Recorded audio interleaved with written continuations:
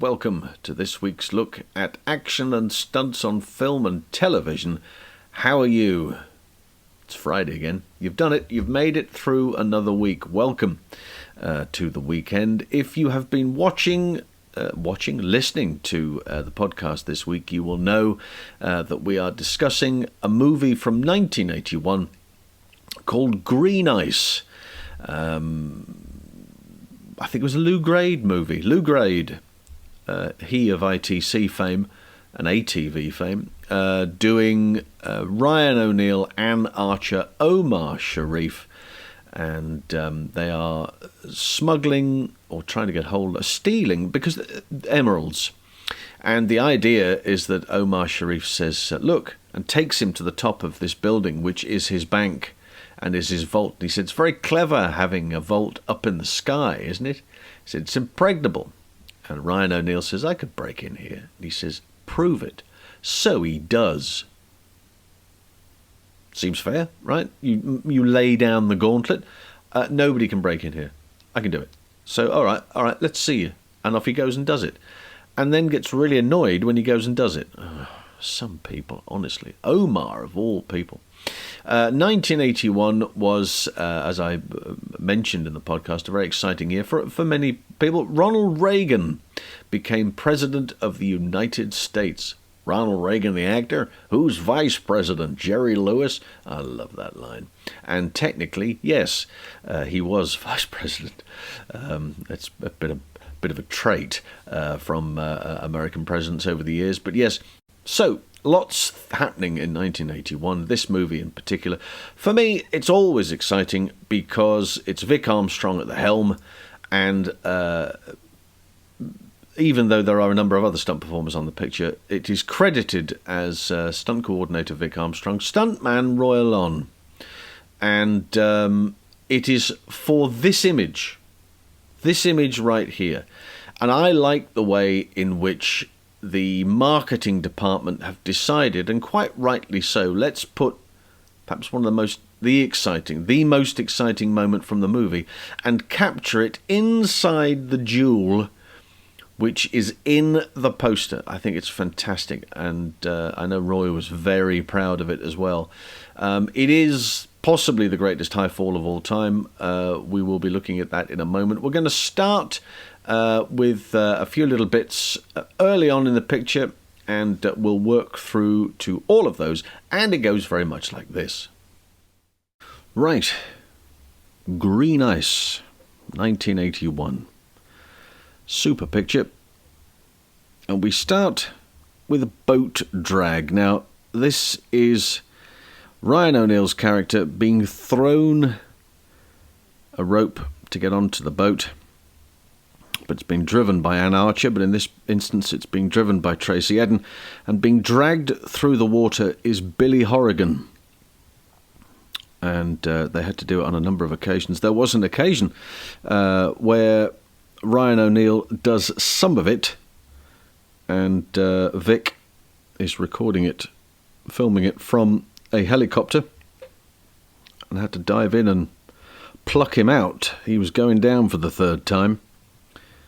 But that boat's not hanging about, and being dragged behind a boat is not easy at the best of times, so a nice little job that.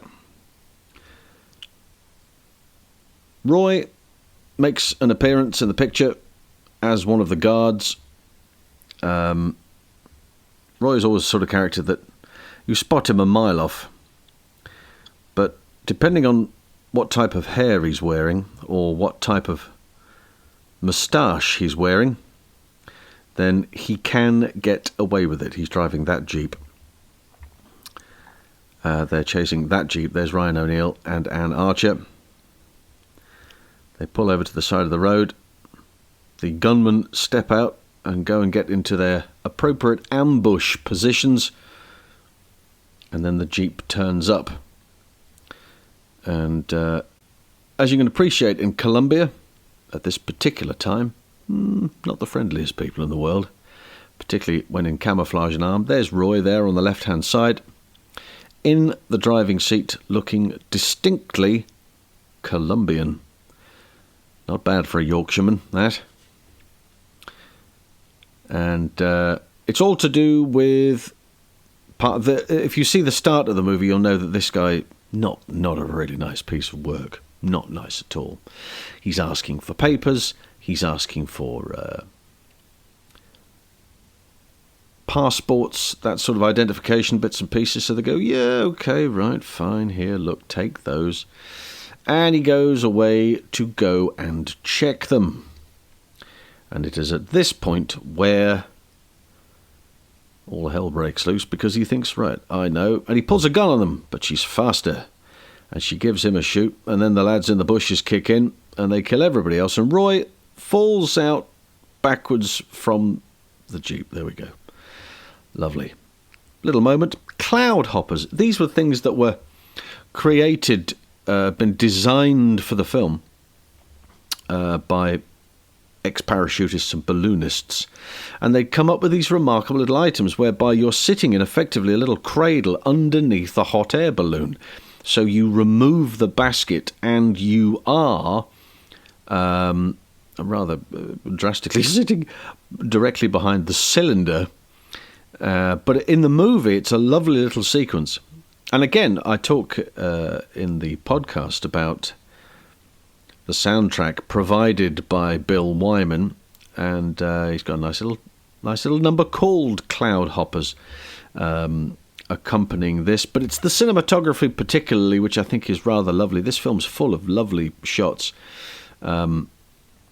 Silhouettes, black background, they're in black outfits, and then you just get the little flame turning on and off. They're all attached. They've got little cables and wires attached to each of them, so they're not going to lose each other. They all stay within the same sort of idea, and this is how they land on the bank. So the whole thing was pitched earlier on.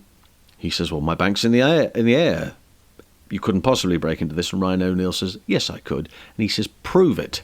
Omar Sharif says, prove it. So this is him proving it. They're having far too much fun doing that, look.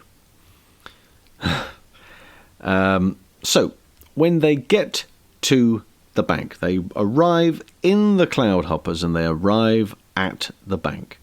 And the bank, of course, this is the moment where the greatest high fall in the entire world ever is staged by Roy. This is the opening part here where they've got to drop down, and this is how they've invented this particular piece of equipment, called the fan descender, and Ryan O'Neal at the top, and then that's Vic going all the way down the building, bouncing off as he goes along.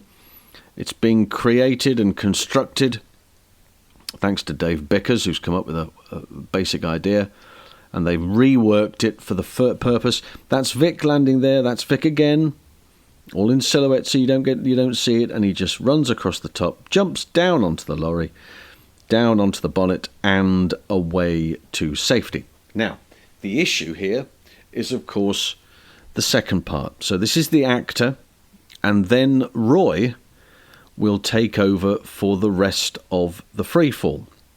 So again, same principle as before. He then leaps off, and then we cut to a little image that I've thrown in here. That's Roy from the roof going down, and then it cuts away, and that's attached to Roy as he's going through. Look at this.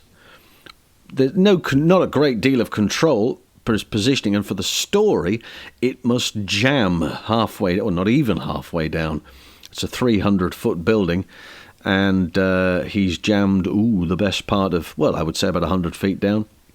A couple of 100 feet to go. The fall itself is 100 feet. At the time, they'd never worked anything larger than that. The airbag that they were using was for the purpose of up to 100 feet. It wasn't really accommodating anything more than that. You had to be very specific about it. And he's saying, the character's saying, look, just go. Just go. Just leave me. I'm fine. You can see that there he is hanging and the van below. And he's saying, look, just go. I'll sort this out. And they have to drive off. They've got to get those emeralds. This is a beautiful shot. This is a helicopter shot. You can see the sunset in the background and Roy against the building. This is all a glass-fronted building, which is why it works. And very slowly the camera, the helicopter shot, starts to pan out. And then in the bottom right-hand corner, you will see the sun rising into the sky, but it's all this, and it's just one continuous shot giving the impression of two people on the building. It's just Roy and his reflection, and half of that building is captured completely in that sunrise. It's an astonishing shot. Look at that, from a helicopter. The next shot, of course, they use again a lot of helicopter shots here because they want to capture that stuff from the outside. This is probably a little studio shot that they've inserted, where the guy says, look, you've been clocked, I know you're there. This is the roof as your man is now trying to reel him up and get him back to the roof. The actor's doing all of his dialogue and various other bits and pieces. This will be, in fact, I think it might actually be a cherry, not a cherry picker, what's the other word I'm looking for, is the gondola outside the window for window cleaning. And that's possibly where they've done the rest of those shots, so that the actor and everybody else is perfectly safe. But the guy, and again, that's Roy again from the helicopter. Then it cuts back to the actor. He's making it very clear. There's a conversation happening between Omar Sharif on the top and this guy halfway up. And he's making it very clear that he's not going anywhere. You can do what you want. I'm not going. And he's now making that final speech. They're partway up. He reaches down. He's got hold of the clasps and the clips, and he lets go. Now, this is fan descender into the camera. That's Roy on a fan descender, bang. Then they cut away to the high fall. This is the slow-mo of that high fall, just so you can see how elegant it is. Look at his body position. A couple of angles. They change the angle as well, which makes the fall look bigger. And look at his movement here, the rotation of his right arm, the swimming breaststroke maneuver of his left arm, the kicking of his legs. All of this is to maintain that body position as he's going through the air. He wants to try and keep that as long as he possibly can, whilst keeping an eye on the airbag as it approaches very, very quickly, which you will see in the final shot, which is the original version, for him to then tuck there at the last moment. There you see his head tucking over.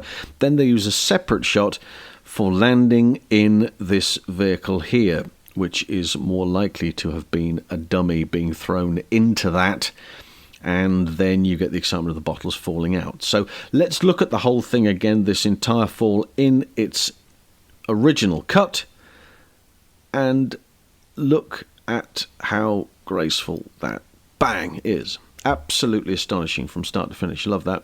And it is still, I personally think it's one of the greatest falls ever captured on film. I don't care what anybody says. This is Vic and a couple of other shots. The first one here, I'm not entirely convinced about, because in point of fact, I reckon that this is probably still Billy Horrigan and Tracy Etten jumping from the roof down onto there.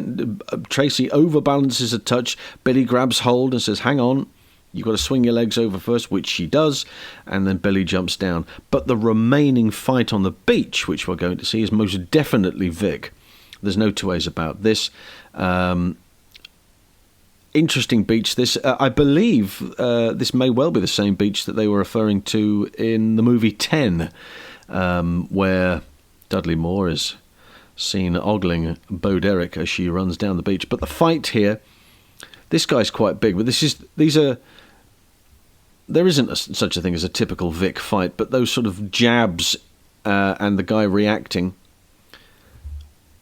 And there's a height difference, there's a physical size difference, and in order to throw in a little bit more to this, they've added the benefit of an air ram, which we'll see in a moment. We won't see it in a moment, but it's practical, and enabling him to flip over like that. So that's an air ram being activated and fired over and landing the other side. Here is a little still from Vic's book, him going over and getting on very well, of course, with Ryan O'Neill, who he's doubling with. Interesting wig he's wearing there. But they did get on very well in that picture.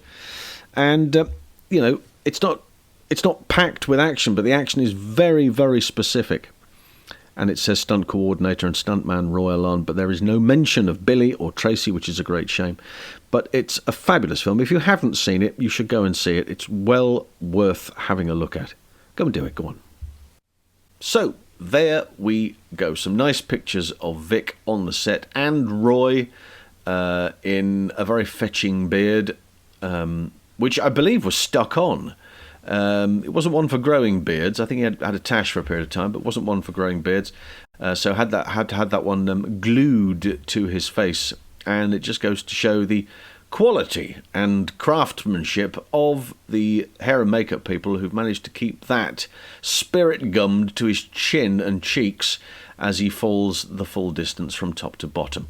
And also on the fan descender, of course, the fan descender coming along in leaps and bounds, but that was the first time it was ever used on film, later developing into the decelerator, which was a slightly different play on words and a slightly different mechanism, allowing the fall to be stopped in a hurry, as we've seen with Dar Robinson.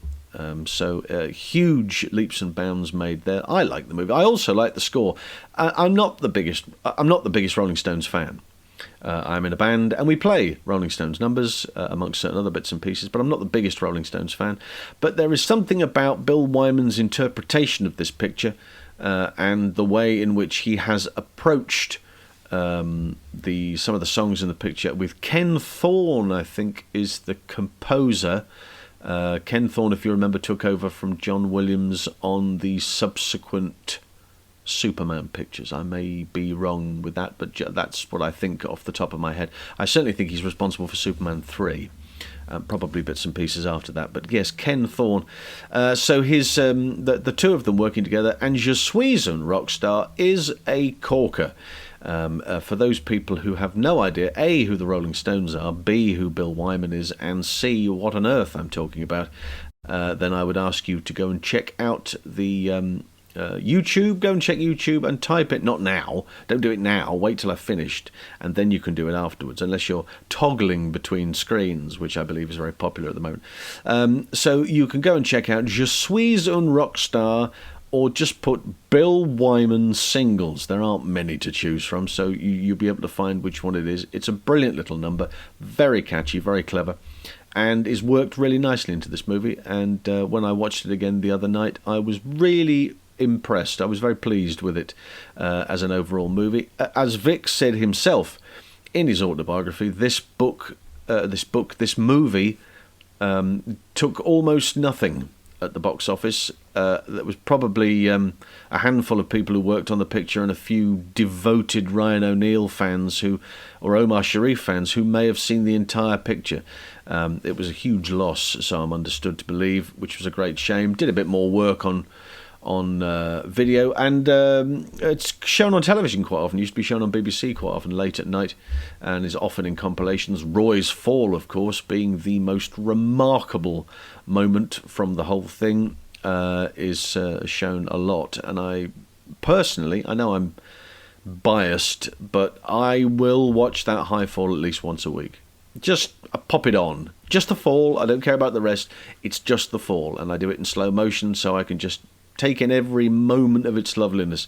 His positioning in the air, his ability to move around, watching everything as he comes down. It's filmed in such a way it's caught by a number of cameras. It's slightly slowed down and then goes back to normal speed again. If you've ever watched somebody fall 100 feet in real time, it's bloody quick. So you have to be, I think that the idea of just slowing it down just a touch gives you a bit more of the spectacle and beauty of the entire thing when it's done properly. This is a prime example of something that is done absolutely to the very best of its ability. And I would like to say that 100 years from now, people will still be going, you remember that fall on that movie, Green Ice? Because it's just magnificent. And again, if you've never seen it, please find it, keep it, analyze it, go back, and if you're a performer and you want to do high falls, that's how you do them. It's that simple. Right, I hope you've enjoyed that. Next week, as you may well be familiar, we've done a little bit of pre-testing of this, but advertising of this. We're doing a Q&A. There is a Q&A planned for the 17th. So we'll do it on the 17th, and I would like to think I've had some great questions already. By the way, thank you very much to all of those people who have dropped me a line on any of the social medias or on the email or even here on YouTube. And if you would like a question of yours to be added to our July 17th Q&A program, then simply leave a comment below, or you can email behindthestunts007@gmail.com, or contact me on all of the social medias, including TikTok. If you're on TikTok, come and find me over there. I'm not setting the world on fire as far as a TikTok contributor or creator is concerned, but there's some stuff there which I think is very nice.